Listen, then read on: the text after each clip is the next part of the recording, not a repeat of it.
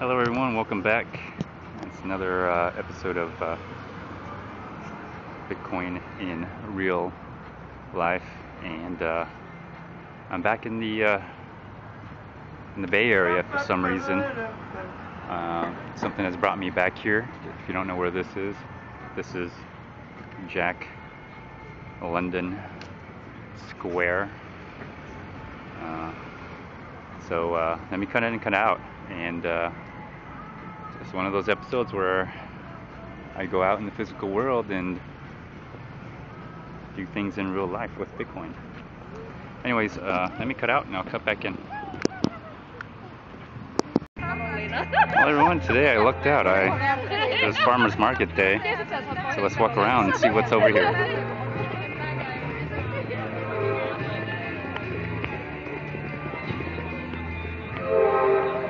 Now, last time I was here, and remember, I'm from Houston, Texas, so I don't live here, but guess what? I have operations out here now.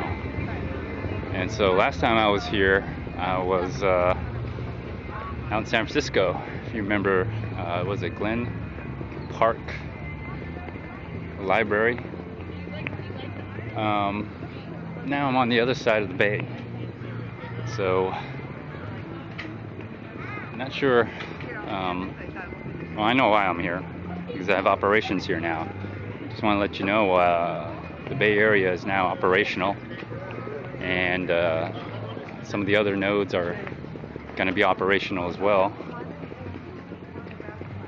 And I lucked out today, because it looks like they have a little farmer's market or something going on over here today in Jack London Square. So let's take a little walk around here and see what happens.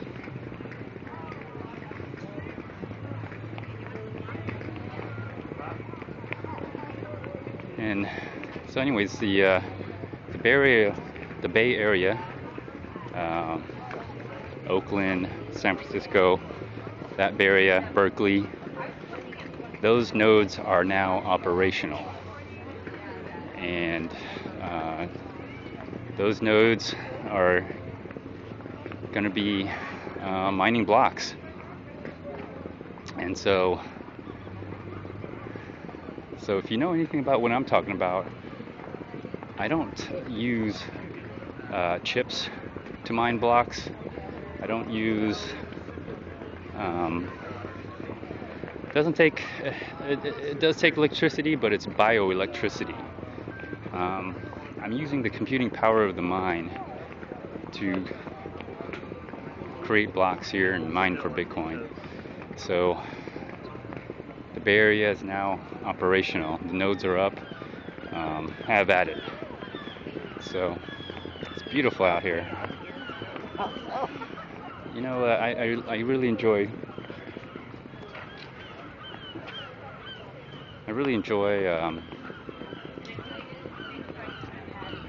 the Bay Area a lot. It's very diverse, very dynamic. A lot of things happen here. In some ways, the history of the Bay Area is almost where some of the counter-revolution back in the 70s has started, and in some ways, for whatever reason, I'm being led here. So, and if you've seen my previous episodes, you know that I already let you know that the revolution has already started. And in my personal opinion, I think you can see some of that in what's going on with you know, the development, the developers of Bitcoin. This talk of hard forking, soft forking, and all this other stuff. You can see some of that battle going on, and I don't know if it's coincidence or how it relates, but anyways, I'm continuing on with my plan, and everything seems to be on schedule, as planned.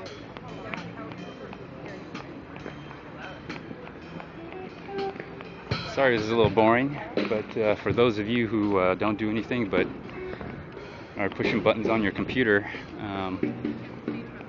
feel free to come out. Come out here in the physical world and start doing something with Bitcoin in your real life.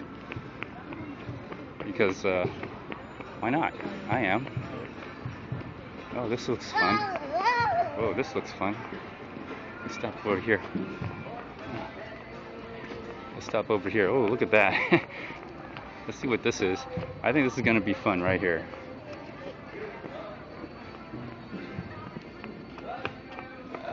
Okay. Oh yeah, that looks fun. Let's see if I can cross over here.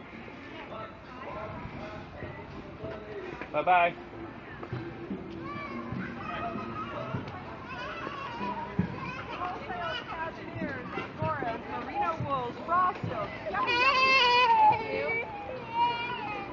No, this over here.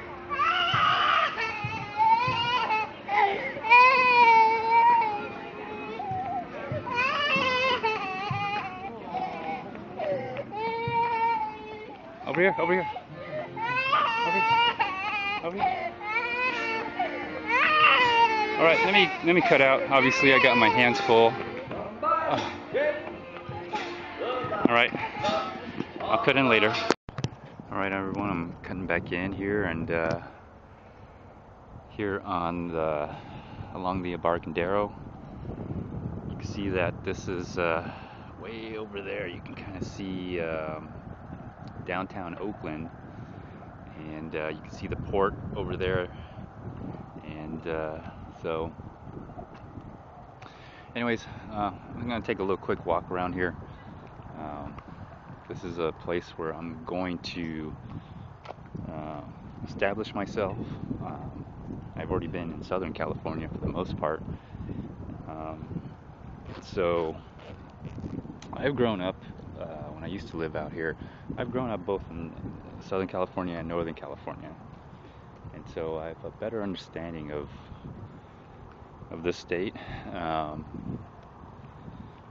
So I don't know what led me here. The Creator just brought me over here for some reason, brought me back, took me out of California and then into Texas, and out of Texas, and I'm still in Texas, but took me back to California for some reason. And what I think is that if I look at if there is a plan, if there is a plan, this would be the plan. The plan would be, California has a couple things going for it right here. So there's, you can't quite see it, but there's downtown Oakland right there. I can't quite see San Francisco. I have to go a little bit further up north. But basically, California has a couple. It's very strategic. It borders along Mexico, and also it is a gateway to gateway to Asia as well. So if I establish myself here, because I'm already established in Texas, Texas gets me into also Mexico or South America. So does California. California gets me into South America, and also California is along the Pacific Rim, which is connected to Asia and also Australia. Gets me also into places like Japan, and another place I like to go is into South Korea. I know there's a lot of Bitcoin activity over there, and if I can get into Australia, Japan, Korea, that'll get me into Hong Kong, Singapore, all those other Southeast Asian countries, possibly into Russia as well. Um, that's kind of why California is a little strategic.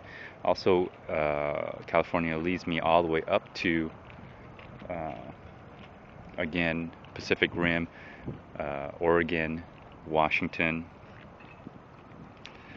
and back into Canada, ironically. Uh, if I can get into Alaska, I know if I get to Alaska, I can get into Russia. So that's kind of like the plan.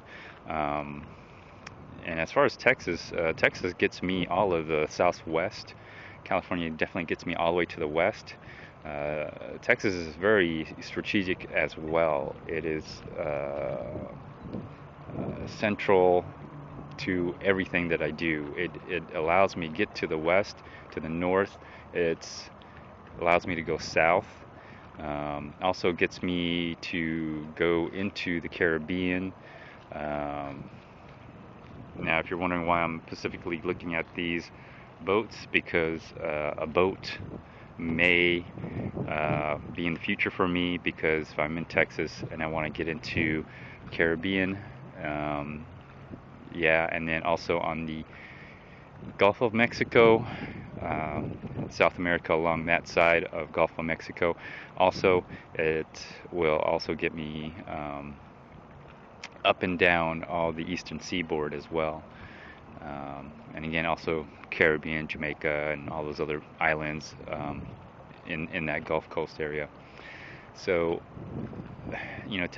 Texas is really essential to a lot of my strategic planning.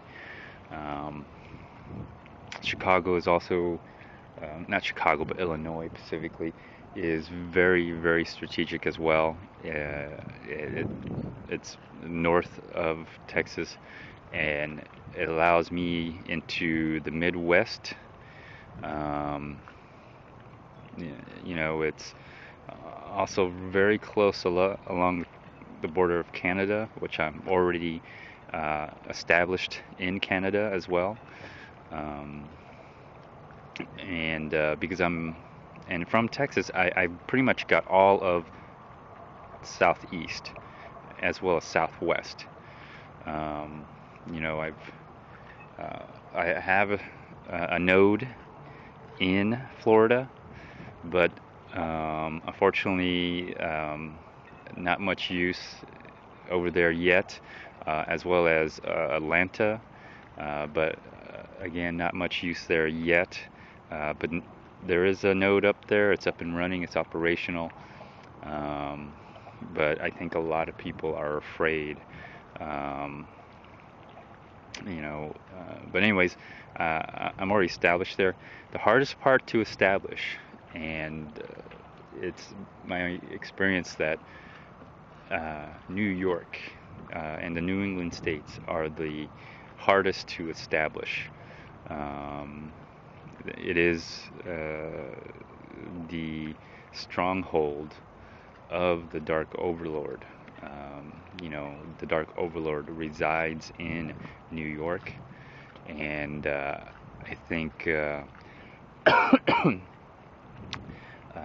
that is the hardest part of my overall plan and goal and objective. I think eventually New York will fall. It's just a matter of time. And New York is really important to me, not because that's, apparently, well, that's where the money is too, kinda. Not necessarily, but it is important because if I can capture New York, New York will lead me to the other side of the pond, which would be the UK, as well as Ireland, and if I can get in there, then I can get into into Europe, which they have the euro, which would definitely be from the UK. I would jump into France, then from France work my way through to Spain and Germany, um, and also uh, from uh, I guess you could say go into North Africa, but I can get there also from Texas as well, from Texas to Africa in general, and then from there work my way around into the Middle East. Um, the hardest part is probably going to be along the borders of Russia, India, Pakistan, um, as well as going up against the other side, which would be Southeast Asia, Vietnam, um, Malaysia. I don't think Malaysia would be a problem, but those are the countries that are probably going to be the most resistant. Vietnam, Russia, and perhaps India or Pakistan, and maybe China. I'm not sure. If I can get into China through the Pacific Rim, um, then I can definitely possibly get into Russia. But I think Russia is going to be by far the most difficult, just because they're so aggressive in against the use of Bitcoin. They are by far the most hostile against the use of Bitcoin, uh, and they are also going to be the most resistant to it as well. So, anyways, that's my overall goal.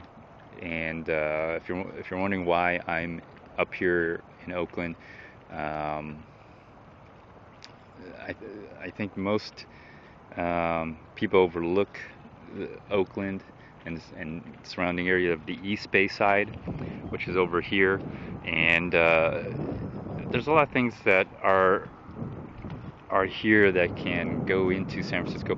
If I can get to Oakland, I've already established here myself into Oakland. So once you have Oakland, you have San Francisco. There's no doubt about that. On the East Bay side, you have Berkeley, Hayward. So there's San Francisco is just not the only place. Um, but San Francisco will, if you can get the East Bay, you've got the West Bay. And that makes more sense because the East Bay, if you look at it as in the state of California, East Bay will lead you into Sacramento, Stockton, and Fresno. I'm already in Southern California. I've already captured Los Angeles, so Los Angeles would get you just about, the San Gabriel Valley, all the way down to San Diego, Long Beach. I mean, just all the way all the way down to San Diego, and then into Mexico. And so,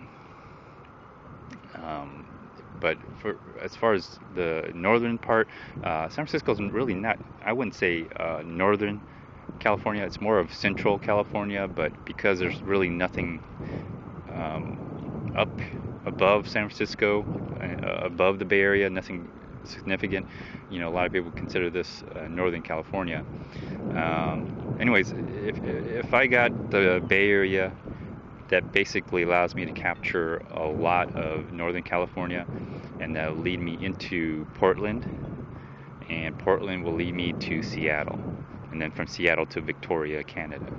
So if I can get to Victoria, Canada, then I can finally get into Alaska, which I will make an attempt to get into Alaska after that point. After that, I mean, there's nothing else other than the North Pole and the South Pole, which is nothing there right now. But that's the overall goal. That's the overall plan.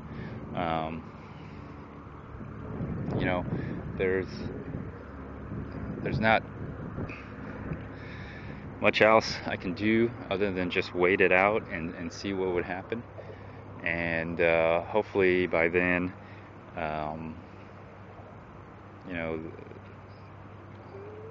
I can achieve those goals, and and finally in the process as well as building the new world. So, anyways, that's it for me. I'm going to conclude this episode. This is pretty much it. This is what I'm doing in the real world. This is what I'm going to do with Bitcoin in the real world, and the things I'm going to do. It's going to be amazing. I'm already very excited about the possibilities. And so are my partners. They're very excited as well. They've never seen it in the way I have seen it or the way I'm doing it. They never have considered these things the way I've considered these things and how I use Bitcoin in real life. My partners are very, very eager to start, and they're very excited, and I'm not going to disappoint them. I put a lot of effort into getting this far, a lot of effort in getting this far, as you've seen in my videos, and I'm not going to let anything stop me. I know there's a lot of naysayers out there who feel that Bitcoin is dead, or there's a lot of struggle within Bitcoin as far as the software development and scaling and all that. But I think as soon as that passes and all things considered, once that passes and whatever solution comes up from that, it hasn't stopped me from doing what I'm doing. I'm still continuing, and I'm not going to stop.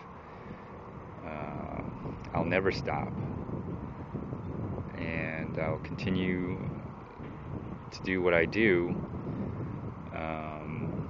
And even if I cease to exist, there are others who will take my place and continue the mission at hand to continue to spread the use of Bitcoin to every country, to every nation, to every state, to every city all over the world. And I'm not alone. I know I'm not alone. I know now I'm not alone because I have partners now. And I know I'm not the only one because I see a lot of videos, and there's a lot of videos now, people who are making, telling their testimony on how Bitcoin has changed their life. And so I don't think if I ever stopped, or if I stopped, or if I ceased to exist, that the use of Bitcoin would stop, or the spread of Bitcoin would stop. Like I said in my previous videos, the revolution has begun. Not only did the revolution begin, and the revolution was completed as well. So for all those who are watching, if you're in despair, or you have any doubts, or there's a moment in time where you lose hope, or lose faith, or you lose the will to continue, I just keep in mind that everything that's been done is not by accident. It's not a coincidence. It's all been I guess you could say predetermined in some way. Not really predetermined, um, but in some way it was meant to be. All you had to do, or all you have to do, is just have the will to do it. And once you do that, the world just opens up and um, becomes a whole new world. And when the new world appears before you, you know you made it. No matter how you got there, if you had to fight your way or you just happened to walk right into it, it's there. You made it. And once you do that,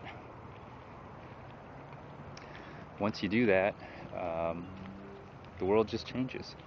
It's never the same for you, and I don't think you can ever go back. You know, how can you? How can you go back? Uh, if you were a slave and you became a free person, um, would you want to go back into slavery? If you,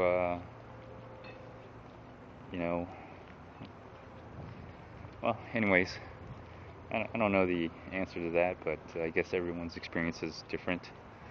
Um, I would have to say, for those of you who don't know or don't quite understand or um, just have no idea what I'm talking about, uh, you don't know until you try, until you actually do it or experience it. Till that day happens, um, you just you, you just are clueless, or I would say you're in an ignorant bliss that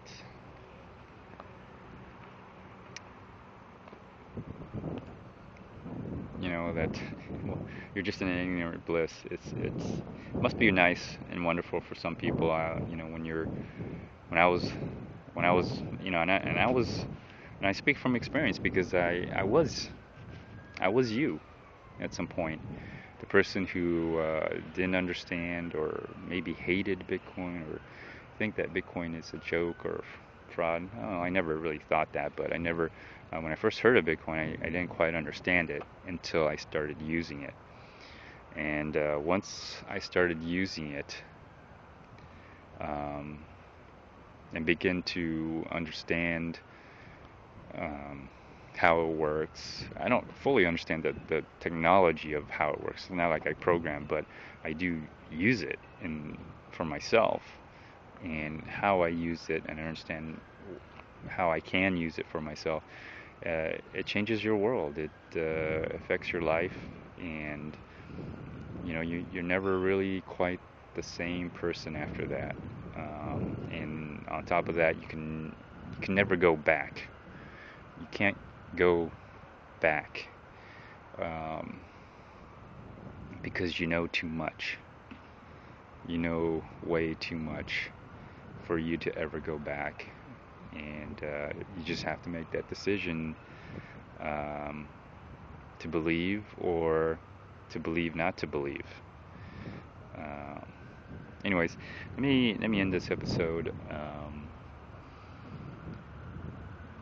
And feel free to like, dislike, leave a comment, even do a video response. Until next time, stay tuned. Bye.